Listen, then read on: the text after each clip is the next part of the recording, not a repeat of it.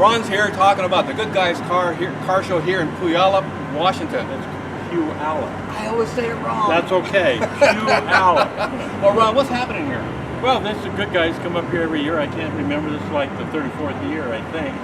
And they've been putting it on here at the fairgrounds. And we attract people from all over Northwest, Canada, California, all over. And it makes a fun event for all the local people and people from out of town. And you're the host car club. The Gig Harbor Cruisers are the host car club, and there's some of us that give them a hand, yes. And how many members are in the car club in yours? In our particular one, there's about 50. Is there? And actually in the Gig Harbor Cruisers, I think they have a few more in that, so we're an auxiliary club with them.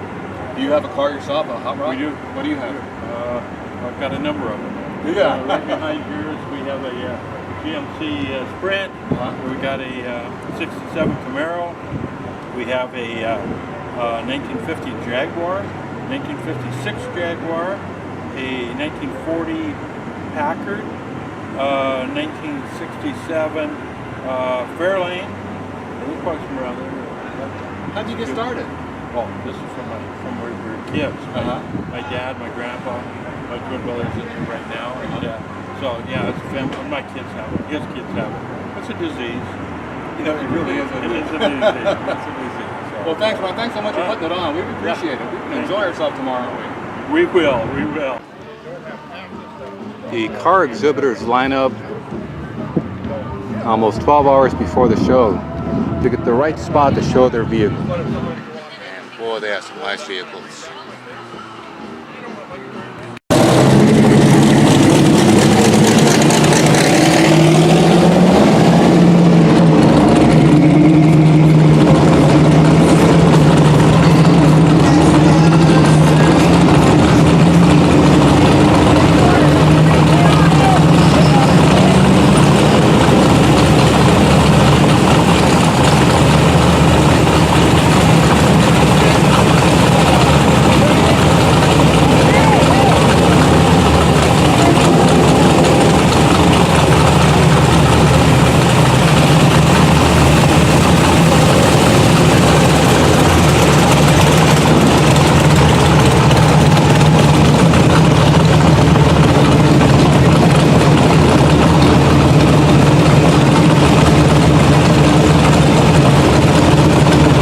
Randy, you have an awesome car here. Thank you. 2 cup holders? Yeah. I mean 2 beer holders, right? No, there are a couple. And if you consider the magnetic one. Oh, look at that. I like that. Now what powers it? It's a 24-volt electric. So it's a mobility scooter. Wow. So it's pretty cool though. You're going to make it cool for old people to drive. I resemble that remark. Okay, older people. Okay. Thanks, Randy. No, thank you. Big cars, little cars.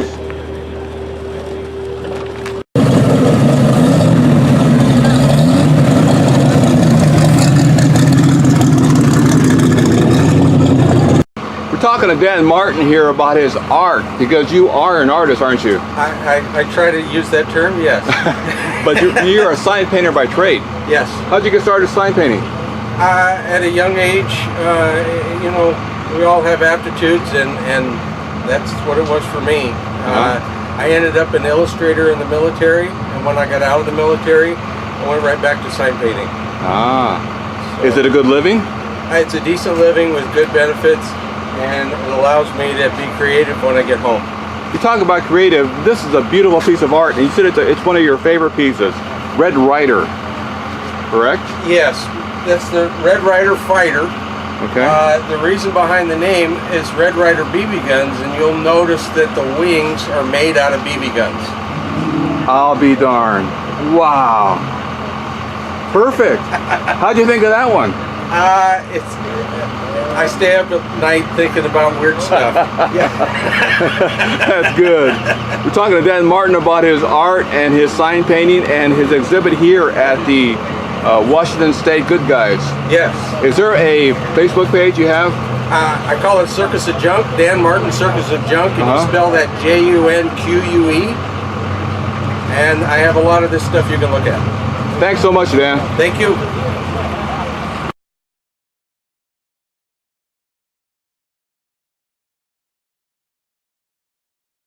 Let's talk about the car, Tim. You got a beautiful car here. It's a Woody.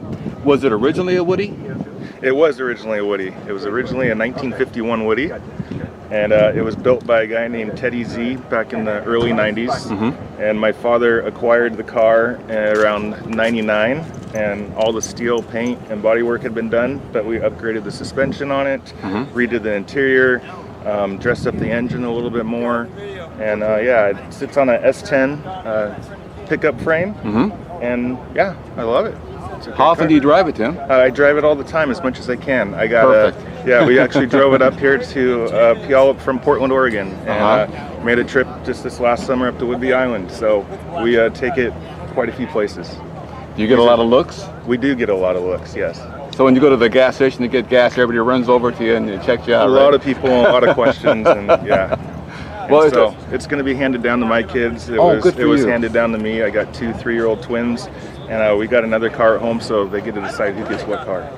Do they help you work on it now by handing you They're tools starting and things? to. We're starting to get into that phase, yes, and that's, I want them, we go to car shows all the time, and I've been taking them since they were little babies, so yeah, we try to get them out as much as possible and get them into the industry for sure. And that's what a lot of people do. They learn from their dads or their moms how to work on cars, or their grandparents, and they pass it on. And you're doing a great thing, Tim. Yeah. When my brother and I, you know, we were born in '76, and both of our first memories, my dad was restoring a 1939 Buick that he was brought home from the hospital in, and he bought it from his grandpa for $1 out of high school. So my brother got it for $1, and again, that's how I kind of acquired this Woody. It's handed down. My dad's getting older. He's kind of given up. He's still building a new car and stuff, but yeah, so. Well, thanks, Tim. Yeah, thank you.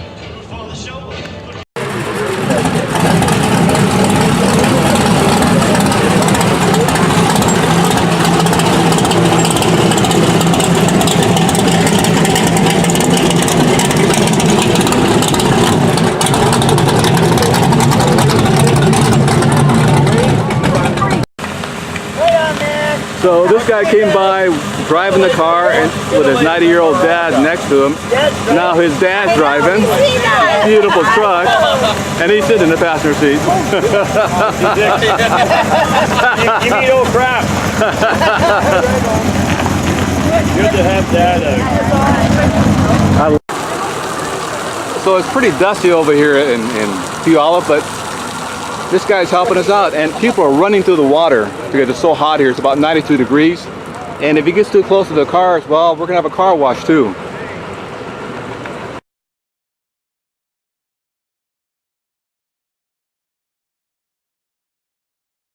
Yeah.